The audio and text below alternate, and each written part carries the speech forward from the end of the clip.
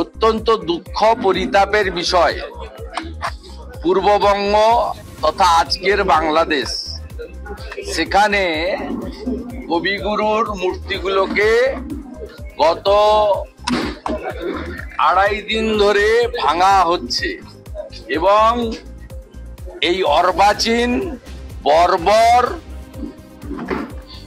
উগ্র মৌলবাদের সমর্থক এবং যাদের নত্যসত্য জ্ঞান নেই, এই সমস্ত পশু বৃত্তির সম আচরণকারী একদল মানুষ আজকেও বিশ্বকবি রবীন্দ্রনাথ ঠাকুরের মূর্তিগুলোকে, তার নামগুলো যেখানে যেখানে খোদাই করা আছে, অন্যান্য মূর্তির সাথে সেগুলোকেও ভাঙছে, বিকৃত করছে। এ যন্ত্রণা পরিতাপের বিষয়। আমরা অপেক্ষা করে আছি তথাকথিত রবীন্দ্র প্রেমী সেজে যারা পশ্চিমবঙ্গ সরকারের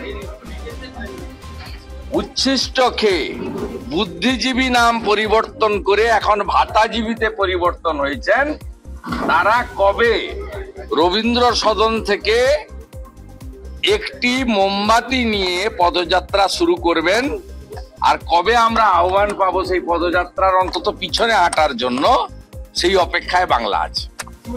একটা প্রশ্ন হচ্ছে যে আপনারা উদ্যোগ নেওয়া বা এই যে প্রতিবাদ, বিভিন্ন জায়গায় রবীন্দ্রনাথের মূর্তি পড়ে থাকা বা নানান ভাবে যে স্থাপত্য ধ্বংস করা হচ্ছে বাংলাদেশে, না, আজকের প্রোগ্রামের সঙ্গে বাংলাদেশের সম্প্রতি দুদিনের অন্য অনেক কিছুর সাথে সাথে কবিগুরুর স্মৃতি এবং তার যে মূর্তি স্মৃতি, সেগুলোকে যে নষ্ট করে দেওয়া, যে কবিগুরুর তৈরি করা সঙ্গীত বাংলাদেশে জাতীয় সঙ্গীত হিসেবে সমাদৃত হয় আমাদের দেশেরও সাথে সাথে, সেই ঘটনাটার সঙ্গে সম্পর্ক নেই। এখানে কালচারাল সেলের যিনি সভাপতি আছেন, অত্যন্ত প্রতিবাদী একটি কণ্ঠস্বর এবং তিনি নিষ্ঠার সঙ্গে রাষ্ট্রবাদের পক্ষে, ভারতীয় সংস্কৃতির পক্ষে কাজ করছেন, বাংলাকে বাঁচাতে চান তিনি এবং তার টিম। একা তো পারেন না। সেই রুদ্রনীল ঘোষের প্রত্যেক বছরই তিনি প্রোগ্রাম কর্মসূচি করেন যবে থেকে তিনি দায়িত্ব পেয়েছেন। সেই কর্মসূচি আজকে ছোট আকারে দলের প্রধান কার্যালয়ে হচ্ছে। আমরা সকলেই এসে কবিগুরুকে প্রণাম জানিয়েছি, পুষ্প দিয়েছি, প্রণাম করেছি এবং এখানে মূলত রাজনৈতিক ভাষণ না হয়ে পারফরমেন্স হয়েছে।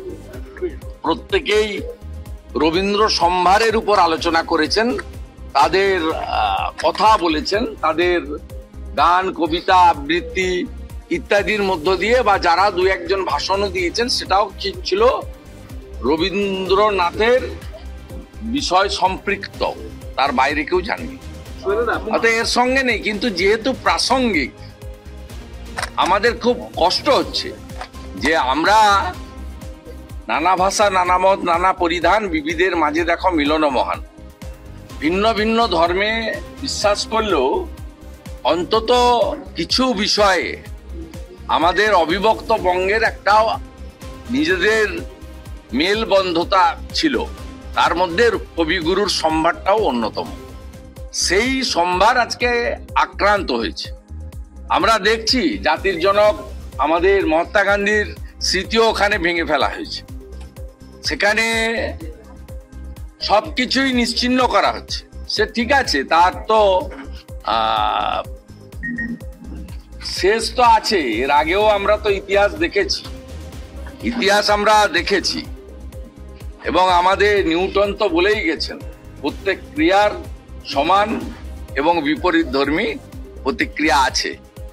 তাই পৃথিবীটা গোল, সেটা হবে। কিন্তু আমাদের আজকে 22শে শ্রাবণ, এখানে অবিভক্ত বাংলায় বিশ্বকবির মূর্তিকে বিকৃত করা হচ্ছে, ভেঙে ফেলা হচ্ছে, তাকে অসম্মান করা হচ্ছে। আমাদের খুব কষ্ট হচ্ছে, বিষয়টা খুব প্রাসঙ্গিক। আমাদের ভিডিও ভালো লাগলে লাইক এবং শেয়ার করুন। কমেন্ট সেকশনে গিয়ে জানান আপনাদের মতামত। আরও ভিডিও পেতে আমাদের চ্যানেল সাবস্ক্রাইব করুন এবং প্রতি মুহূর্তে খবরের আপডেট পেতে প্রেস করুন বেল আইকন।